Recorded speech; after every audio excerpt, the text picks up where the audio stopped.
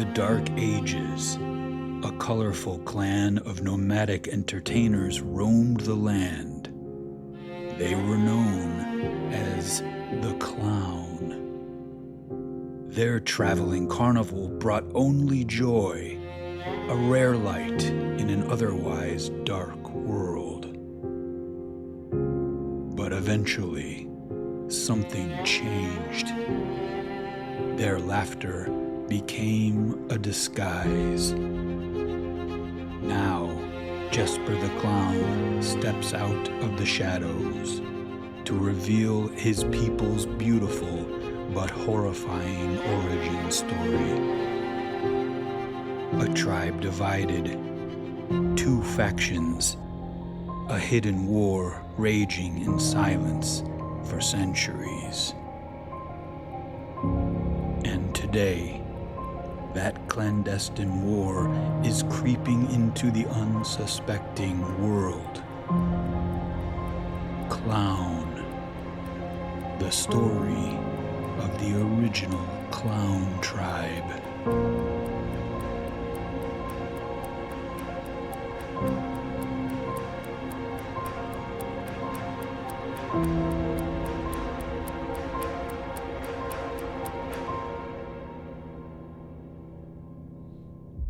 Uh, Go ahead and say them, Lance. yeah, I know you did there. You sneaky son of a bitch. All right. Well, this is Slashers, and today we have a very special guest, our friend Joe, or author of Klaun. And I just wanted to bring Joe on the show this week to sort of interview him and talk about this amazing book that he has written. And I know that you've written it under a pen name. Are we allowed to say that, or should I restart that? Well, the name on the book is not, it's two people. And so cat's out of the bag. They're both fictional characters. Well, it was okay. We just outed him. So I don't know. I mean, do you want me to leave this in? I can leave it in or No, I don't. It's fine. Yeah, like it's fine. Like the intro that I sent you is kind of takes that cat out of the bag. That Jesper and me are the same, and I didn't put Lenore in the intro, but I am also Lenore, and everyone else in the audiobook. Oh, that was a question I was going to ask you too. That's so great. Oh, good. So I fooled you a little bit. The thing what it was is it was honestly like some of it because audio wise, like you never know. If you have friends, like you just kind of like, hey, could you do this for me and throw some stuff in there? Like because me and Right. like I've done stuff for other people and other authors doing voiceover stuff. So like you never know. You know? Yeah, it's pretty fun. Lance can do a lot of interesting voices. He can't read well, but he can do a lot of interesting voices. Just kidding, Lance. But so real quick, just to rewind real quick, this is the very first episode of 2026. And so we did plan on having an author come and talk about his book. And it actually fits perfectly for this episode because there is a carnival type theme going on. And so we are talking about the book Klaun, which is Klaun. I know A didn't specify earlier. I apologize. Still trying to teach her how to host a podcast. But we are here. A, go ahead and take it back over. Okay. I was going to do that, but then I got nervous that I let the cat out of the bag, which the intro just sort of does as well. So, I mean, okay. But that's what was creepy for me. So I read this book right after you sent it. I probably read it like the same day or maybe the day after. And first of all, the artwork is beautiful. I love the artwork that goes with it because I think it sort of enhances, the creepiness and like just because it's not just creepy, it's sad. But I thought it was sad. It like broke my heart. I was like, oh no. But only I have like, sensitivities to like people who are, trying to eat little children. But I digress. Her motherly instincts. But then it dawned on me because I looked at the authors and then I thought, oh, so maybe that's just the names of the characters in the front of the book. So I looked on the back of the book and I'm like, oh. And then I realized, I'm like, oh. And so I think that's what made it more creepier for me because I'm like, oh, it's the people in the book that wrote the book. So is this like a true account, which I didn't think it was, but I don't know. Well, good. I'm glad it made you scratch your head, because that's always been part of the fun from the beginning. That's that this would, if somebody didn't know all the details of clown history, or even if they did, they could kind of even still wonder that somehow this inserts into actual clown history. Like the idea that this could just be like sitting on somebody's coffee table, somebody picks it up, they start reading, they're like, holy shit, like, is this true? Like, that's always been part of the fun. So I'm glad that Yeah. was part of the fun for you.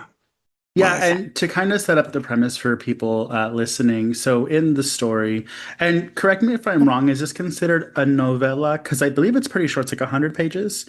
Yeah, Um, that's fair. Yeah. yeah, and so it is very short. It's a quick read. So if you are, what's the word? If you're hesitant to read books because it takes you a while, kind of like Hmm. me, it's a breeze, everybody, because it's only Yeah. 100 pages. Thank you. Um, And there's pictures. That's another thing is we've lost the art of illustration in books lately.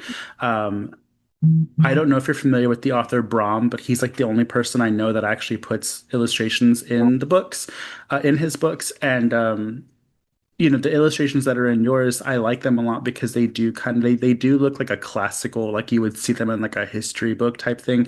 And I was like, when I was reading it, because I was like, wait, this is their name, but this is the author. Like, what's going on? And like, I don't really know much about clowns and the history about clowns, so I was wondering myself how much was extrapolated from reality versus like a world that you've built. So I know I just threw a lot at you, but originally I was going to say, do you want to give a little note to your illustrator and kind of let us know how you guys came up with those images? Because they do work really well, and I did like them a lot. So I want to make sure we give him a shout out as well, or her. Oh, I appreciate that. Yeah, Francesco Orazzini. Um, Big fan of his work. Big fan of him personally. Many moons ago, I published an illustrated newspaper where the concept was to flip like more illustrations than text, where like instead of the editorial cartoon supplementing the text, it would be the text would supplement the illustrations, and it was all these artists, da da da. And he was one of my favorite artists from that project. And so when this book came up, he was top of the list, especially because of his sort of surrealistic style that I think suits this folktale storybook type feeling. And yeah, absolutely. Everybody check out Francesco Orazzini.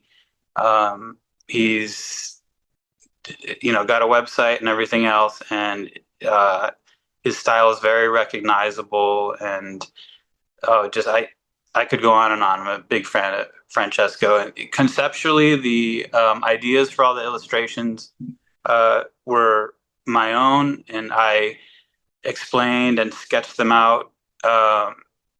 And then he just masterfully rendered those things and added elements, and just I was just so happy with what he did. He's a great artist. Nice. Yeah. One of the things that I was kind of interested, because the reason I wanted to do the audio, when I realized, like the audio book, that is, because folks out there, he does have the same book on audio on YouTube, and as we just discussed a minute ago, he does all the voices, which is really cool. But I have a real fascination for the idea of hearing the cadence and the way the author would read the book. Because a lot of times when you get an audiobook, it's done by an actor or somebody else. Mhm. And it's a rarity that you get a chance to hear the actual author. So I really wanted to hear the nuances and the way you would have gone, or how it was in your head, which I'm assuming that's how you did it. Was it harder than it seemed, or how did that kind of come about? Once I got going on it, and my lady gave me some encouragement, Nice. I was feeling good about it. But I put this book out in 2020, and just didn't give much thought to making an audiobook because I guess I wasn't sure I could do it. But once I started doing it, like you say, I I've been with this book for a long time, and I know these characters came from me, so um, putting voice to them was, like you're saying, just making the voice that was already in my head as best as I could. Yeah, that's awesome. I really did love that. Like honestly, like it's really cool. I wish more authors, if they could pull it off, Mhm. would do Thank that. you. I really appreciate it. Yeah, I mean, I just did that back in October of this year. Oh wow. So I guess it was end of September, early October of this year that I actually made the audiobook. Um, and now I've got the bug. Now I was like, wow, that was really fun, and I'd be open to like maybe doing that for other people's projects because it was really fun. That's awesome. Yeah, the audiobook I would say is really good also because Lance talked to me earlier and mentioned the audio, and I was on chapter 5 when I switched. Because I know because on YouTube you can get the transcript and it's broken down, and you can actually see where the chapters are. So I started at chapter 5 where I was reading and listening because I wanted to listen because I was interested because there's one author I know who did their own audiobook and I love this person, but it was literally like I'm just reading a story. There wasn't really much inflection. So I was like curious to see how it was going to go because Lance and I did talk about I want to hear it in the author's tone, the way that you intended it. That was, it was created in your head and it was really good. And, there were parts where I was like, is this the same person? So Good. I'm great glad. job. Thank you. Well, yeah, and for those of you listening, you can actually go on Spotify and hear the trailer. And Joe was gracious enough to give us the trailer, so we will also be posting it on this episode. But I was just super excited because, yes, I know that there's the audio, but when I saw the book, and it was funny because I had it sent to my office so I could just have it like right away. And when I got back to the office, the Amazon people had slid it under the door. So I'm like, oh my God, this is so creepy. Like I just got this clown book like slid under Yeah. the and I'm like, oh, okay. So it's like I love the atmosphere. I love the tone that you set up. And for such a short story, like I mean, it's not long. Like you created an entire world. Mm. So was that your intention to like have something short but like, expand more? And also, yeah, so that's my first question. Like what Hmm. made you come up with that? Yeah. Um, yeah, I do like appreciate concise writing that like hit, but it is not adding more words that are necessary. And plus, my main point with that book was basically to put out the story of the clown, which is the folktale within it. That was originally the concept to just put that out, and all the stuff with Lenore and Jesper really came later. So it was never meant to be very long. So yeah, the Lenore and Jesper stuff just kind of uh, bookends it. But I don't know. I almost feel like that's even my. I like it just as much anyway as the story of the clown itself, the folktale within. Well, it adds another dimension, right? So, like, almost like if you were to set this up for a sequel because of the way that it ends.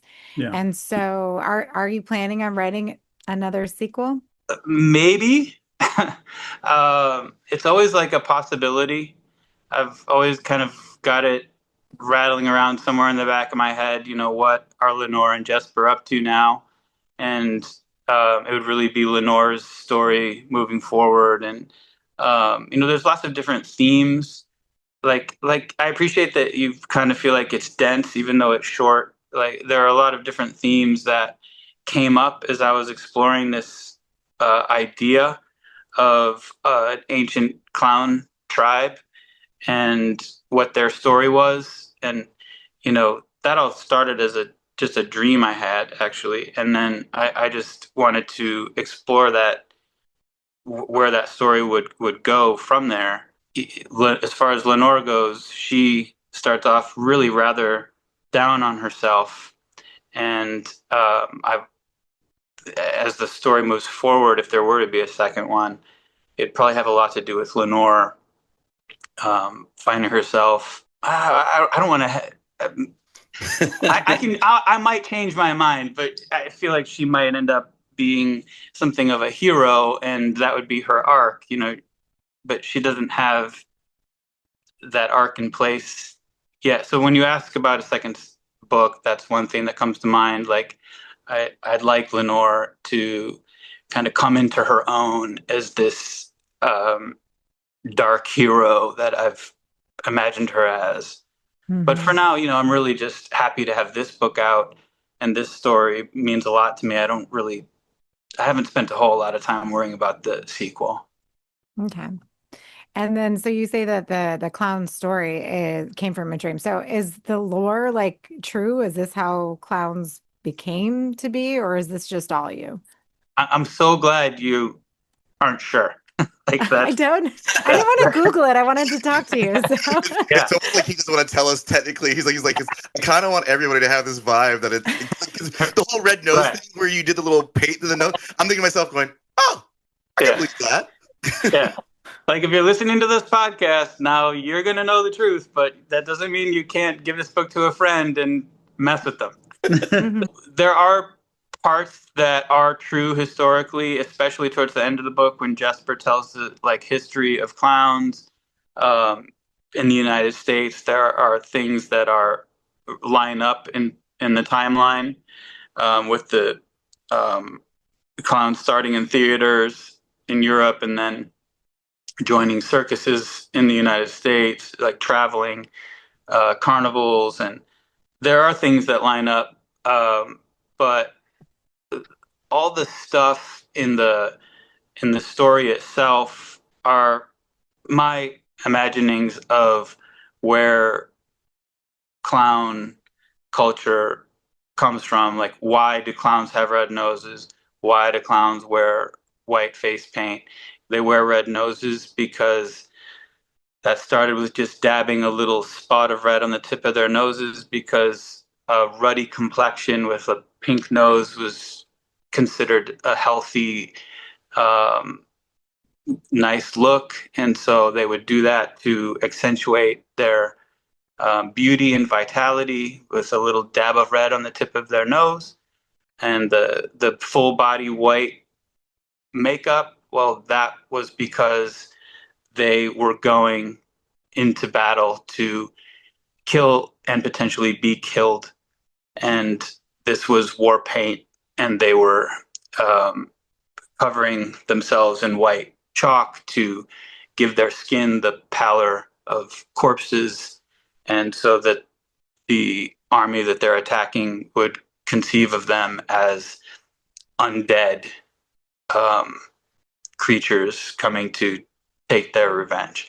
So, for example, and lots of other things, just the jester uniform, the clown outfits, the three-pronged hat that we associate with jesters being an ancient garment from their tribe, representing the three precepts of their tribe, which were kindness, freedom, kindness, and cheer. Those things were all, again, I hate to say it, but yeah, they're not true. I made that. It's original. I think that actually is what makes it seem more realistic, is those small details. And also, and I don't want to give too much away for people that are going to read the book, but you know, it starts off plausible. It starts off, you know, they're actually it's like a tribe of people. It's not like you just have this clown person that's born and it's like, oh, it's a small subset of people that look like clowns. It starts off as one thing that gets kind of evolved into another as their mental psyche starts to deteriorate, not from the fault of their own, but you know, even like with the painting your bodies and wearing the loud colors, 'cause it's kind of like a distraction when you go to war and stuff. Like, it's a lot of details that made me be like, I wonder if some of this is taken from actual like history, which is a great thing to think because it's plausible, you know? So it was great. I loved it. And I think that, like I said, it was the evolution. Like, there's an evolution. It's not like you just explained where clowns came from. It's like you explain where clown came from and then where it evolved from there, which is great. Thank you. I really appreciate it. It means a lot. Yeah, 'cause for me, like listening to it, it had kind of a very like found footagey, like you're getting like like a glimpse of something, you're listening to somebody else's conversation, or like you're in it, but like you're kind of like listening. I mean, the only thing that threw me off was like I was surprised you just didn't use Jasper's voice to narrate the actual story when you were doing it. Then you used a separate voice to be a narrative voice, which I've seen in movies before, so it didn't like throw me off. But like it was like oh, I kind of would have been in that, but then thinking to myself, oh, that'd been probably hard to do the whole book in that voice. That was a decision. Yeah, to be fair, I understand where you're coming from there. I had the same thought, and I was afraid it might kind of take people out of it for a second. But I felt to just kind of bring across the children's storybook feel, it would be better to be able to do like light, soft voices that Jesper's big old raspy, dirty self like can't do, Yeah, the whole story with that, I would have been like, man, okay. Yeah, it might it might drag a little. Yeah, so that was a tough decision, but I hear where you're coming from there. Yeah, no, it was really good. I think it's a good decision in the end run. I think, honestly, even though like I said, it threw me off for a second. I'm like, oh, that's weird. That's a good choice, but like kind of a weird choice. But I was like, no, it makes sense. Mm-hmm. Thank you. Well, before we let you go, Joe, because we don't want to keep you, we know it's late. Was there anything else you'd like to tell us, or do you want to let us know where we can find you or where we can find the book? Yeah, well, thank you for having me on. I'm a big fan of your podcast. I've listened to a bunch of episodes. I'm going to listen to a bunch more. You guys are just fun to listen to, and you're knowledgeable and have a great rapport. So it's just so fun to be here and meet you guys. And as far as how to meet me or how to find me, how to find the book, there is the website, www.klaunclownstory.com. So KLAUNCLOWN story.com. That gives you the links to everything, including Spotify, Amazon, YouTube, audiobook, hardcover, paperback, and social media links. The social media links for everything, Facebook, Instagram, etc., are all at Jesper, JESPER, the Clown, KLAUN. So you can come find me at Jesper the Clown, and yes, I am Jesper the Clown.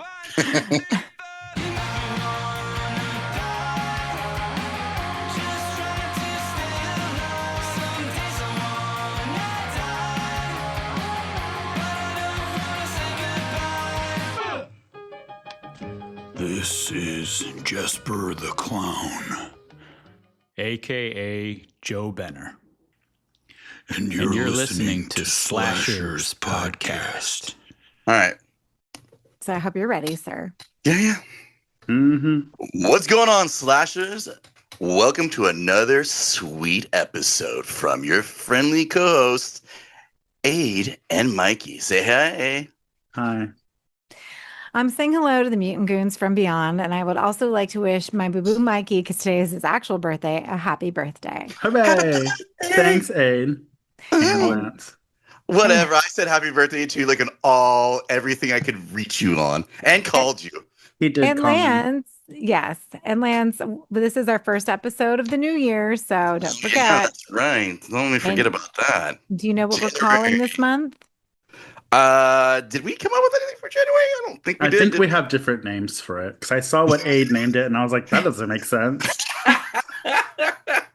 Well, no, because Mikey just, had a nice little time with his season finale of Heavy Hitters, or what is the name of that show? Oh. Heated Rivalry? Heavy Hitters. Heated Rivalry. I'm getting meme after meme of the show, and I'm like immediately sending to Mikey. I love watching videos of straight guys reacting to it. It's great. Oh my God, that's awesome. So that's why you wanted to call it a not so dry January, because of my puss juice. Yes, but what were you going to call January, Mikey? A novel January, because it's the new year and we're doing movies based on books. Okay. Yes, we are. So, audience members, which one makes more sense? Let us know. /pod@gmail.com.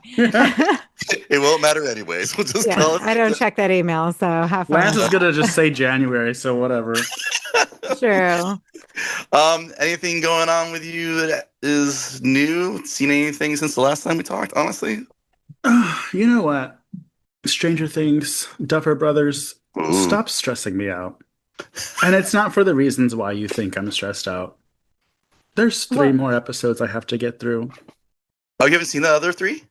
I haven't seen the ones that were released on December. And Christmas in general? No, I saw the first 4, I think. And then they released the second entry. I don't know if it's 3 or Part 4. 2. Yes, Lance, after Okay. the first one.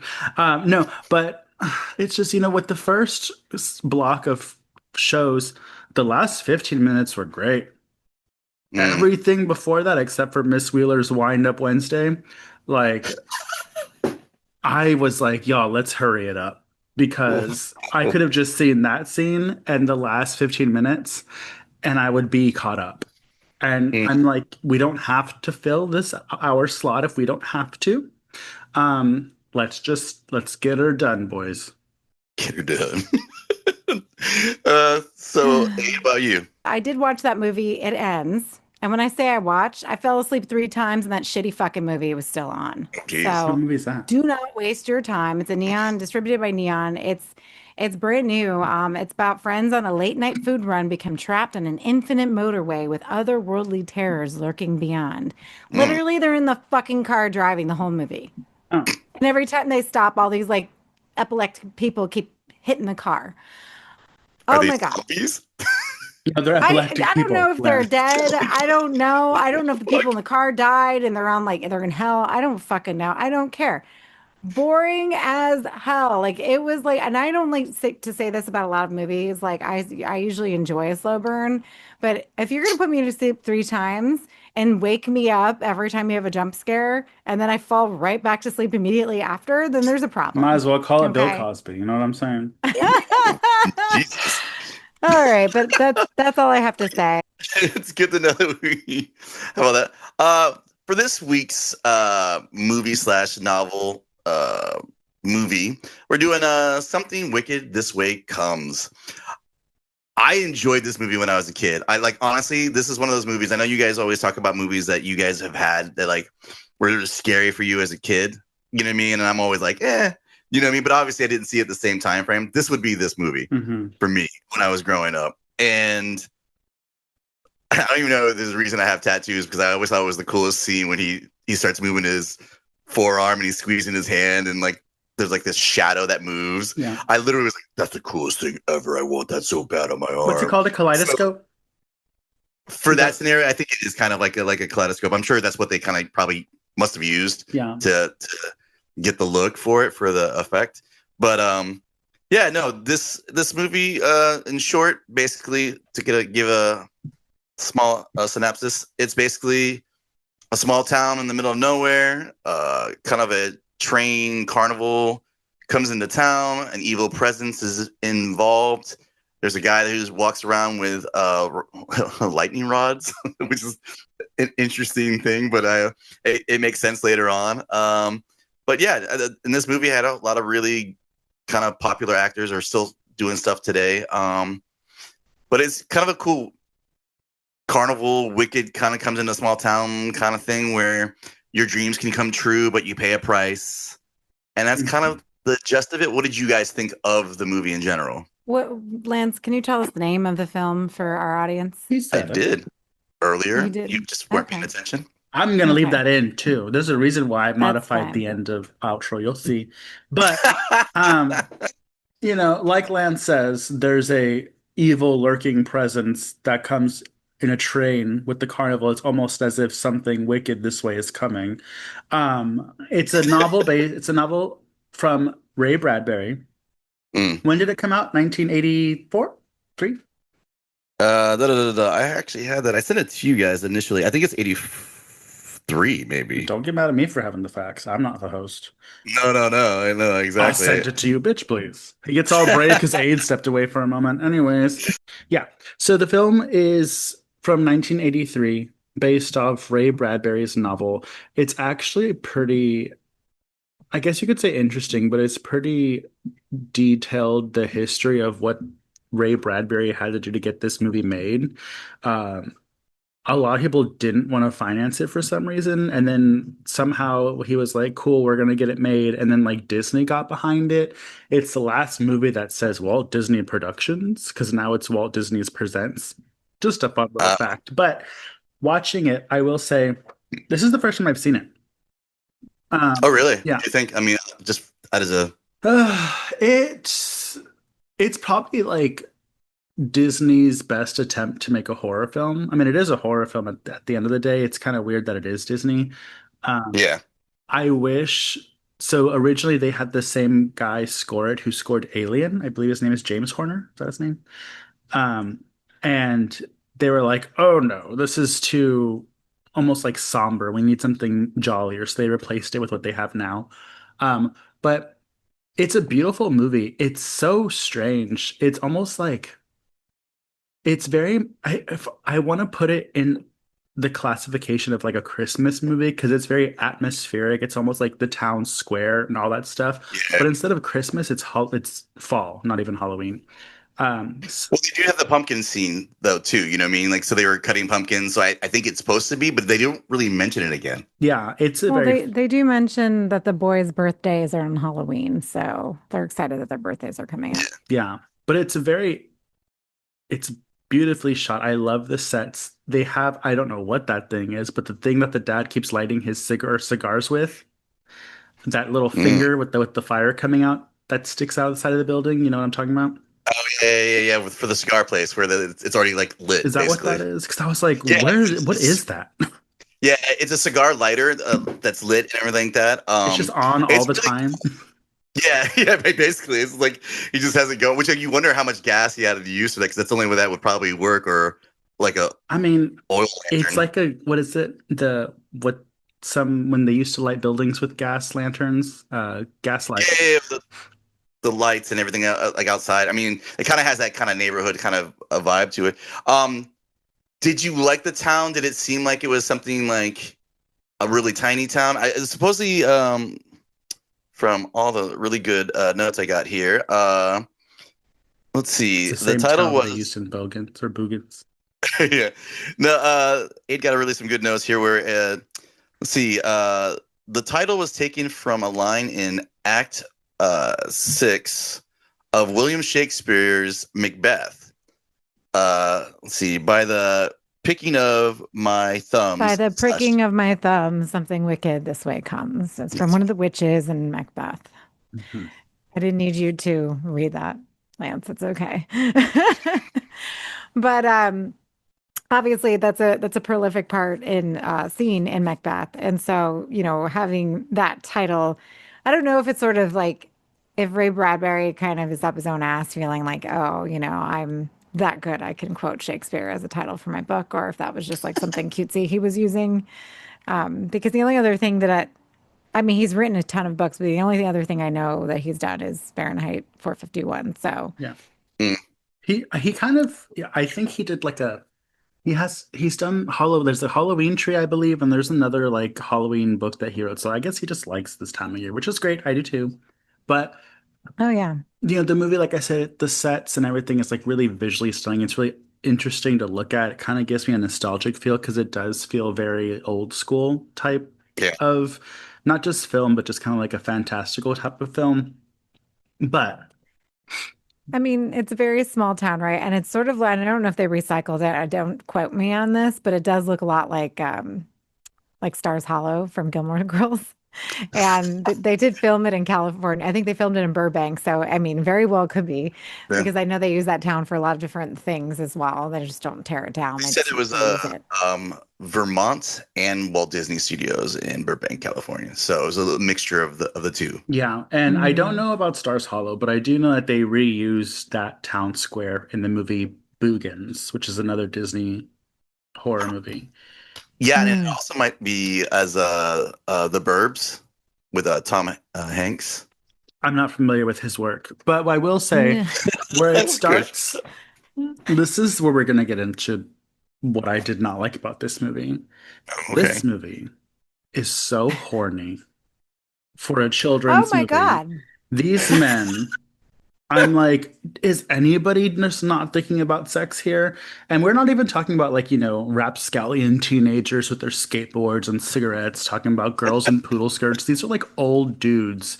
Because it's not just the barber, the guy who's always betting on stuff, like ends up. Yeah,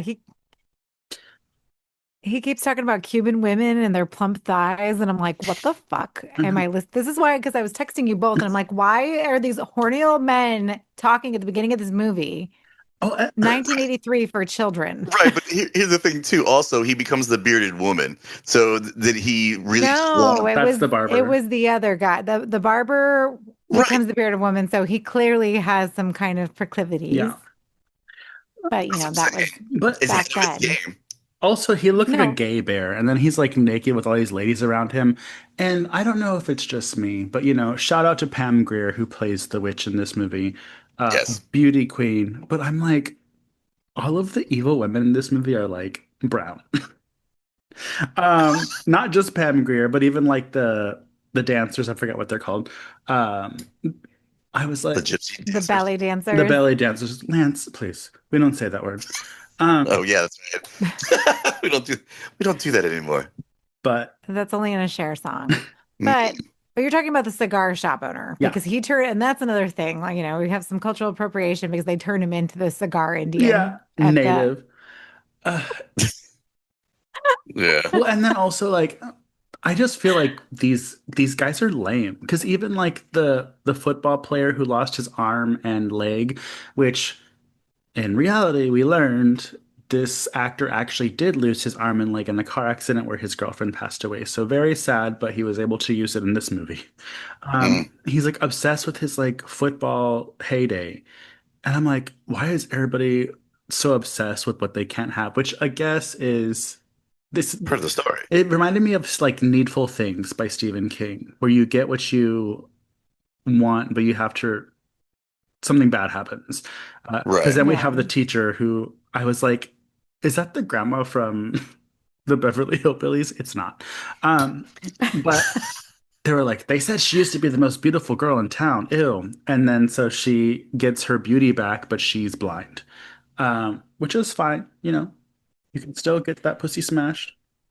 Well, and it's interesting because really there's like four women in the whole movie, and two of them are the mothers who are just kind of like there, right? One of the mothers being the grandma from Christmas Vacation, Diane Ladd. And then of course Pam Grier. So even Pam Grier had like I feel like all the women kind of had like a shit role in the She didn't have any film. Like lines. yeah, like she has no lines. Like she had nothing. Like she could have done so much more with her character, and they just like sort of like the tone of the men in the film, like the women are an afterthought, right? Yeah. And that's what that was my biggest problem with the movie because like as a little kid, as a little girl, I loved scary things, but this movie wouldn't have interested me because literally it's about these two little boys, their relationship, one not having a father and the other's relationship with his father bitching and moaning because he's getting old. The old man from A Dream a Little Dream, by the way. And and I'm like, okay, first of all, you're like 65. Why do you have a little boy? Yeah. Like, Well, it's that time frame too. You got to remember too. Like, Well, it's one of the plot points because I was even like, why is this old man? And I was like, and by the way, this is like early 80s, so he's probably like 40, but looks 80. Um, and I'm like, he's so old. Why does he have a son? But it's part of the story.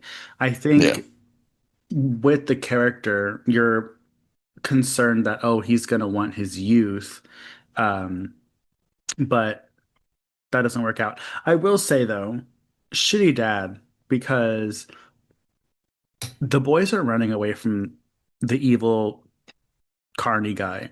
And they're like, Dad, something's happening, blah, blah, blah. The dad's like, okay. So the dad sees them hiding and runs into the carny guy and sees weird ass shit happening where the guy has like his son tattooed on his arm. He's like, I'm looking for these boys. Do you know who they are? And the dad's like, oh, yeah. And like makes up a completely fake name. And then like he's like, we're just looking for them to give them prizes. And the dad's like, okay.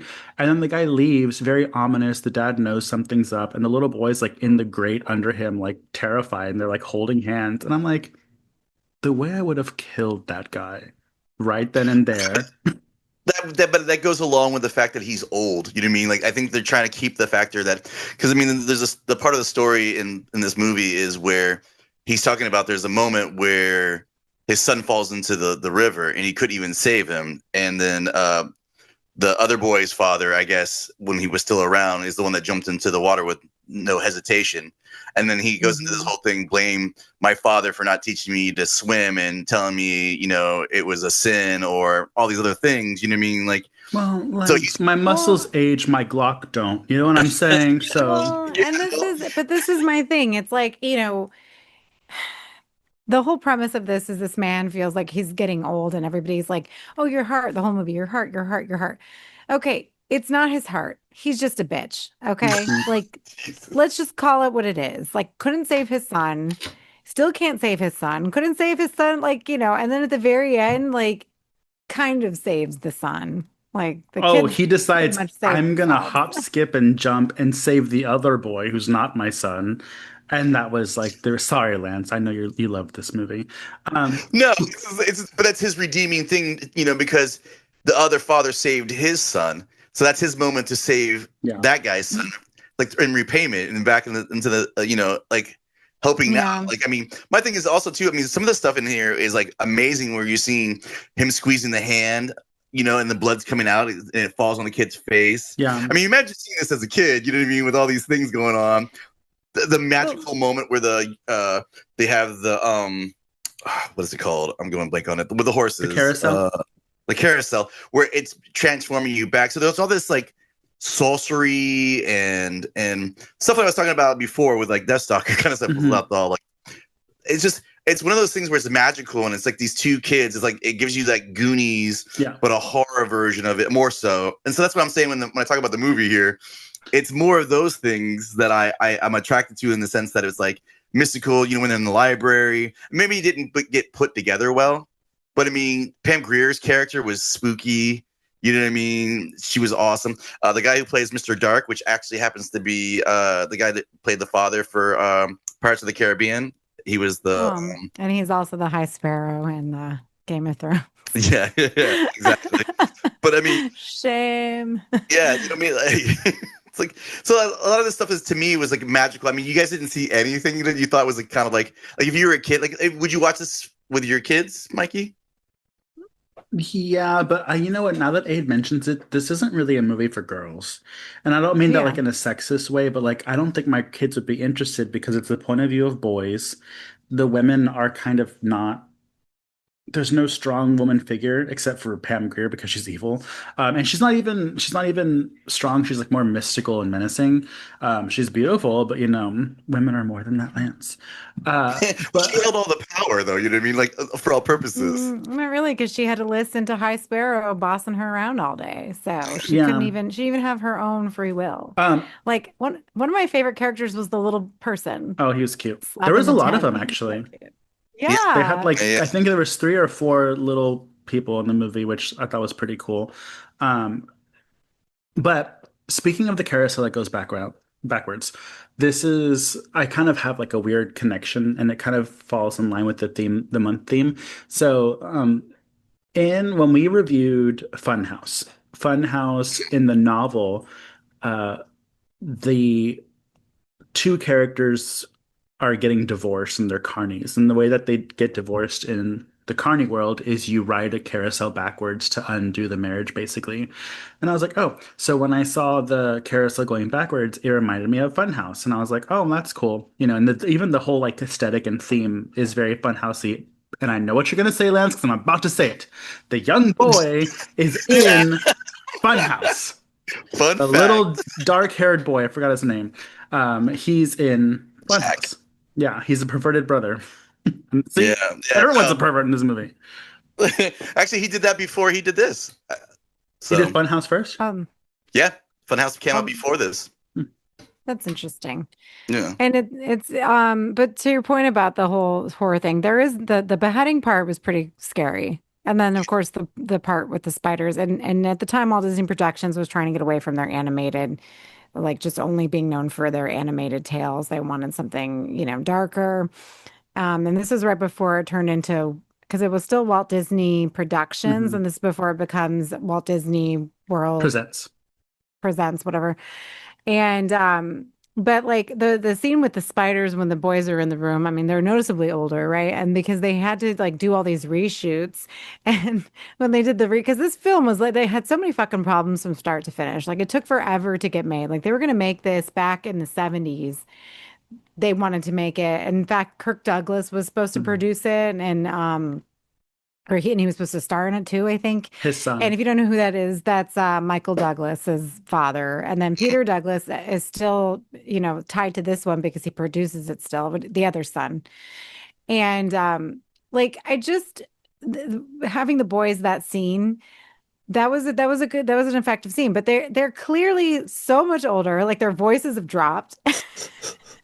I'm just like, what are they thinking? Like I know this is the 80s, but like that scene was so good. And there were good parts in it. I'm not saying that I hated this movie, but I'm just saying like I just feel like there needed to be another element in there. And I don't know if it needed to be a woman or if it needed to be another little girlfriend that they knew or something like that.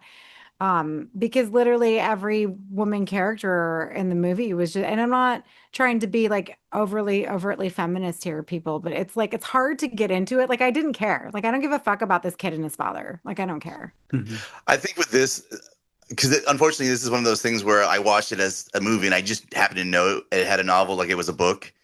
I kind of really want to read the book now because I'm wondering if maybe Mr. Dark has a little bit more like written about him. Like you were saying, like from the notes that you got was that there's a lot of these issues, direction issues. You know, what I mean, the screenplay to like from the book, maybe he took out a lot of things that.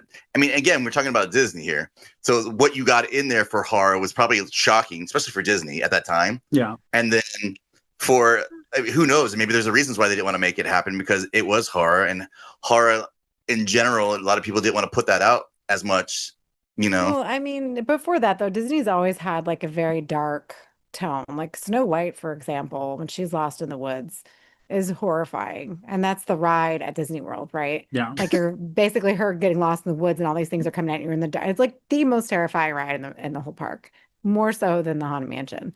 And like I think Disney does a good job of making something dark and horrific, right? But like I said, there's just too many problems with the film. Like if they had just had more of a cohesive storyline and spent a little more time on it instead of because Ray Bradbury wrote the screenplay, and which is amazing because he was the author, right? Mm.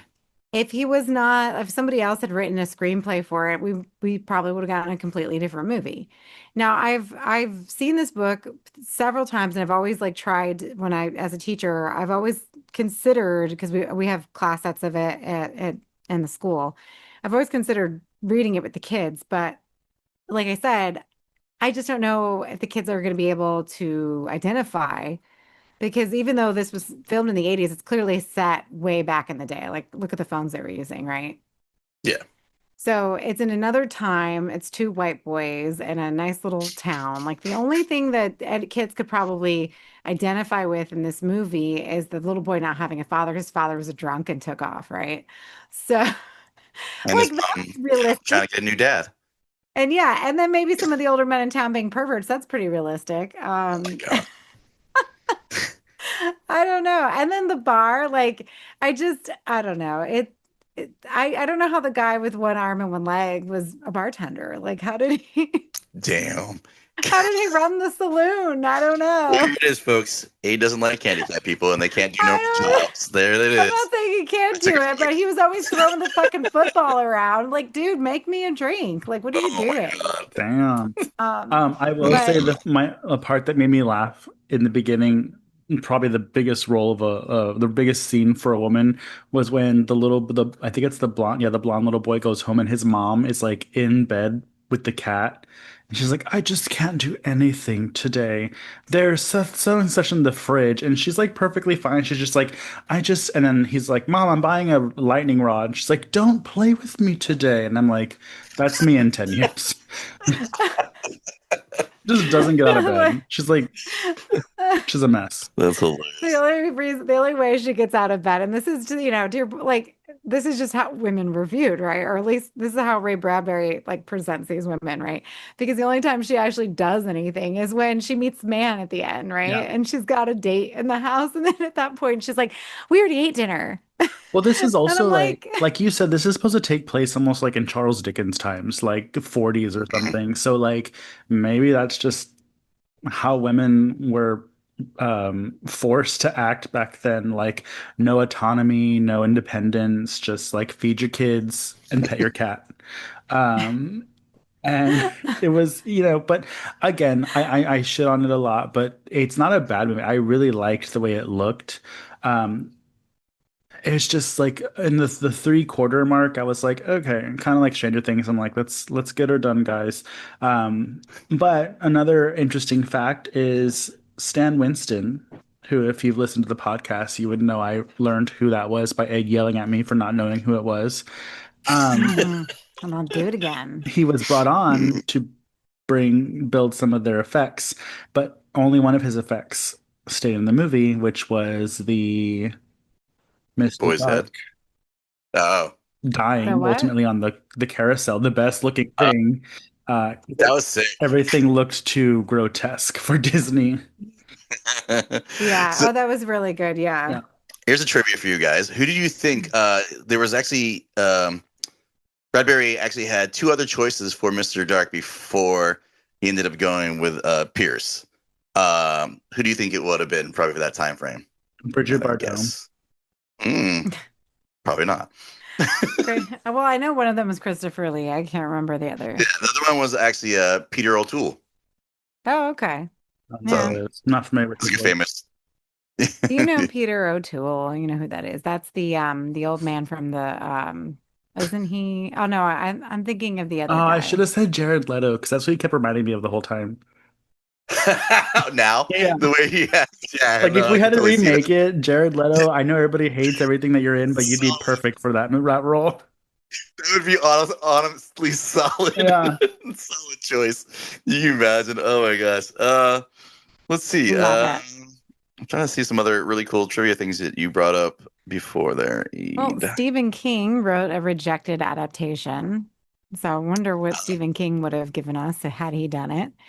And then also the boys in question, they read for each other's parts and they realized that they were better off playing the other. So they had the little stinker friend had blonde hair, so they had to dye it black, and then they had to bleach the other kid's hair. I don't so think they he could be bleached that little boy's blonde. hair. That was a terrible wig. That's funny. Well, they did. That's what they said because I guess they did a panel in 2012 about the movie, and Oh, wow. the adult men were discussing it. But I thought that was interesting because I'm like, ah, So I have an interesting Funny. question for y'all. like just leave their hair as is. Who cares? Yeah. I have an interesting question for y'all. What did y'all think was the creepiest part of the movie? Because I have a scene that for some reason stuck with me. Oh, yeah, go ahead, Dave. Well, for me, it was the spider when they're sleeping, the spider scene. There were tarantulas. Those aren't even mean. Every time I see tarantulas in horror movies, I'm like, tarantulas are cool as fuck. They don't care. What was yours, Mikey? The notable part that I was like, that was actually really creepy is when um, who was he again? The guy who keeps betting on stuff and playing the lottery, when he goes in the carousel with the woman and it comes back down, he's not there except for Oh, his cigar. yeah. I forgot what he didn't own the bar because that was the guy without a hand. He was the cigar shop owner. Oh, okay, yeah, because he Yeah. kept smoking. And also, I was like, y'all should have just did that take again. The big like red-headed carny that's kind of like the bodyguard or whatever. When the girl comes down without the guy with the cigar, and he picks up the cigar and he smokes it, he's like, "Rah, rah." He like steps back and hits his head on the ride. And it's obviously not supposed to happen because he's like, and I was like, y'all didn't have another take of that? Honestly, the redheaded kid creeped me out. I'm not gonna lie. Very Children Like of the Corn. Yeah, like and a good version of it. Like it was like holy shit, this kid's fucking creepy. Yeah. I was also confused because the teacher was like, my nephew's coming. And so the redheaded guy reverses an age and goes to her house after she's blind. and plays her nephew, but like I guess does her nephew ever show up? I think it's one of those things where maybe they sent something to her and we just didn't see it, or it's one of those scenes where maybe they didn't do it and it went along because No, it doesn't they make any sense. she came out of the thing in a daze and she seemed like distraught. Hmm. And the boys were like, what the hell is going on? And then of course the big guy who hits his head, he goes backwards in the carousel, he becomes the little boy. And so they send the little boy, and when the two kids go to check on her, she's like, "Oh, my nephew's here, blah blah blah." And then they realize the nephew is the big guy, which clearly they've have her hypnotized to believing that this Mm, random kid is her nephew. It's not her nephew. We know that. yeah. The boys know that. And then the little shit comes out and throws a rock not at the kids, but through the Window. window, and they get blamed for it. Hmm. Oh I no. actually, I actually did like the teacher. She was actually probably the most fleshed out female character. She wasn't nice, but school teachers back in the day were kind of like that. But um, she reminded me of my grandma, where like she was a strict, strict woman, but like there was like some moments of softness, like when she runs into them when she's in a daze, and they're like, "Are Yeah. you okay?"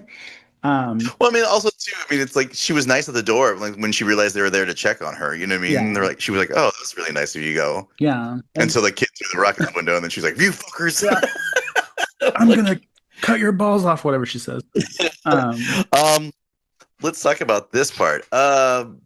The budget was $20 million, and it only grossed 8.4 million. So, unfortunately, and this seems like this movie was a bomb. you know Opening what? weekend was April 29th, 1983. I think April. That's weird. It's a fall movie. So that probably contributed to it, but I think the biggest fault this movie has is it's just a mess. It just seems messy. I don't know if it's because of the rewrites or the reshoots, but it just seems like a mess. I Yeah, mean, there is just a lot going on with the production, unfortunately, and I think that they were just trying to get it out at that point because they'd already filmed it like 2 years prior, Yeah. And I and think it's supposed to be a Christmas release. I think I read something that like with all the reshoots, they doubled their what they spent already with the really unneeded reshoots. And I kind of wish, I know he's dead, but like if Ray Bradbury was like, let's release it the way I wanted to do it. Um, I don't know. I'm Someone gonna needs do. to read the book, and because I feel like there is a really good story here, but I feel like someone needs to read the book now that we have the wherewithal to do special effects in the right way. Because Yeah. that's another reason why he was upset that they couldn't really film some parts is just because of the limitations of the special effects. So apparently there's stuff in the book that they couldn't include in the movie because it's a little too special effects heavy. Now it's not a problem. Look at that dairy show. Shit goes crazy and it's CGI city. But Yeah. it'd be cool to have another rendition done and see maybe if it's done right. Hey, Hmm. anybody out there, man? See where the book rights are or film rights. Go to I town on mean, it. they definitely should redo it, but I don't think they need to be super CGI heavy, but they could definitely get it done and have a good, decent cast. But you know what they're going to do? They're just going to make it into another comedy and, you know, No, puss it'll it be the down. next Stranger So Things epic. Um, Yeah. true. but This time, put some little girls in there and have them be friends with.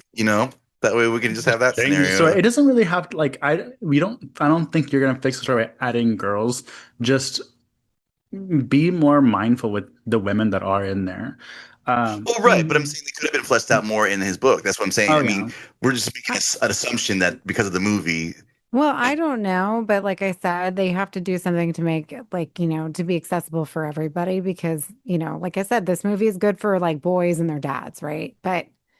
And this is like, we're talking about the 80s. I mean, even now, a Yeah. lot of boys would be like, fuck this movie. So, it is what it is. I would give this movie about 2.5 out of 5 stars. Very middle of the lane for me. The highest thing Yeah, that I loved about it was just the scenery. the same. I would give it the same. I think that, I wish that they had done it a little better, and I think it probably would have been more of a cult classic. Hmm. Now, because like the book isn't very long, everybody. So if you want to go ahead and check the book out, I would definitely do that and just see if you like it or not. But I don't know, if they remake it, I think they could do a really good job with it. So hopefully somebody decides they want to do it. And it is a Disney movie, so you can stream it now on Disney Plus. Yes. Yeah. All right, folks. What do you give it, That Lance? is it. Oh, I still enjoy this movie. I honestly like. Yeah, I mean it's dated now. I mean, obviously, like I mean, as a grown up now, seeing it, you're kind of like, okay, this is cheesy. This is cheesy. But you know, some of the wonder is still there a little bit from it. Like and maybe just because I'm nostalgic about it. So I would still give it a nice little 3, you know, out of the 5 kind of scenario. I mean, I think because it is a classic for me in certain ways. I would love for them to revamp it or get a chance to come at it and maybe do a better version of it with more of the stuff that they didn't put in because of the side effects that them not having the ability to do other stuff. But yeah, And I really that's do. fair because you were the kid's age when that movie came out. So that movie would have meant something to you then. And that obviously makes sense. Well, right. So, Anyways. we're out of He here, doesn't folks. know if that's a read or not. He's like, anyway. Well, I'm just saying, like, Every obviously, time like, she says something, I never know if it's a dig at me or not. it's not a dig at you, but like, obviously, like, this movie would have meant more to you because you were a kid when you saw it, right? Like, Well, yeah, we're watching it now as adults in 2025. It's a little different perspective, Yeah. you know? Yeah, I mean, it's the same thing how Goonies was to me and just stuff like that. Like, I mean, those Well, movies. Goonies is timeless. See, there it is. There it is. But I'm just saying, it's just a kid going on an adventure, Saw Street. You know what I mean?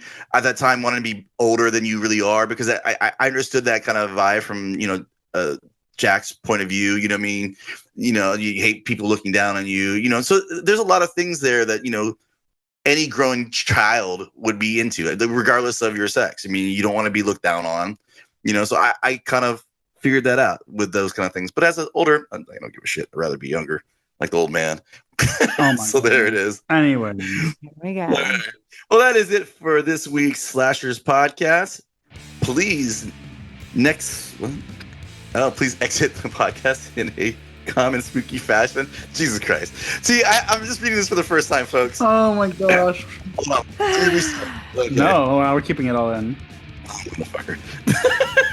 Let's go, Lance. All right. Want to see our faces and see how age treats us? Watch the video cast at youtube.com/slashers podcast. Need more horror nerd chaos in your life?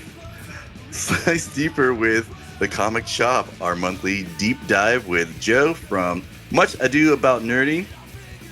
Join the cult at Jesus Christ. Lance, patreon.com/slasherspod is not that funny. It is. It just is. Join the cult at patreon.com/slasherspod for exclusive episodes, bonus content, and curse perks. Curse perks. Jesus. And when I wrote that, I was like, Lance is gonna have trouble saying this. Jesus Christ. Why did you do this to him of all nights when I have to go? Okay, let's go. Rock your support at slashers.redbubble.com because nothing gets you laid faster than slasher swag. Haunt us on Instagram, SlashersPod for the official page, at Mutant Goons from Beyond for the gang. Scream at us directly. Aid at Pathologically Aid. Mikey at Southern Fried Mikey. Lance, that'd be me, at Zombie versus Hape. That's VS, by the way. Huge thanks to our bloodbound Patreons. Jess Gunn, dinosaurs will always be awesome. Lorraine Ellis, Kevin Leamy, Vladimir Lewis, Leslie Thurman, Cam, Gail, hi mom, and Press Eject. Thanks for listening, and remember, stay spooky, goodbye, and don't die. Goodbye. Goodbye. Great job, Lance. Maybe. I Thanks, know. guys. I'm like, don't change up the things when he's got a host. It's supposed to be He already easier. he finally got the last one down. Now we've confused him. Well, you fooled me. And, I know people hopefully people listening will, refer others to the book because, it was one of those things when you asked us if we wanted to read it. I'm like, yeah, sure, I'll read it. But then I was like, oh my God, what if I don't like it? Yeah, me too. But I loved it, and I was so happy with it. I immediately drove it over to Lance at his job. Not that he's read it, so he has the copy. And then I sent another one to Mikey because I'm like, you guys need to. I knew Mikey would love the pictures, and I knew Amazon might get it to him quicker than me. So Thank you. I know you guys, don't hold back, and you say how you feel. I've been listening, like I said, so it means a lot. I wonder what to hear episode you. you're talking about. I mean, Last Thanksgiving, what? well, and thank you so much for listening. We appreciate it. Because a lot of people will reach out for us to like review things, but we kind of know that they're not listening to the show. And it's not that we, expect everyone to know everything, but at least know what we're about, because you may hate us and then we're reviewing something you do. So but we hope that other authors reach out to us as well, because this was so fun. Thank you so much, Joe, for coming on and taking the time. I know it's super late, and thank you for putting up with us for, I kept you longer than I promised, but totally my pleasure, guys. Thank you so much. It means a lot to me. This book is really close to my heart, and it means a lot to be here. Thank you. Oh, you're Thank you, very Joe. welcome. And anything else you write or you'd like for us to take a look at, we'd be happy to do that and have you back on. Thank you so much, guys. All right. Thank you, Joe. You have a wonderful evening. You too. Bye. Enjoy London. Thanks. Bye. Bye-bye.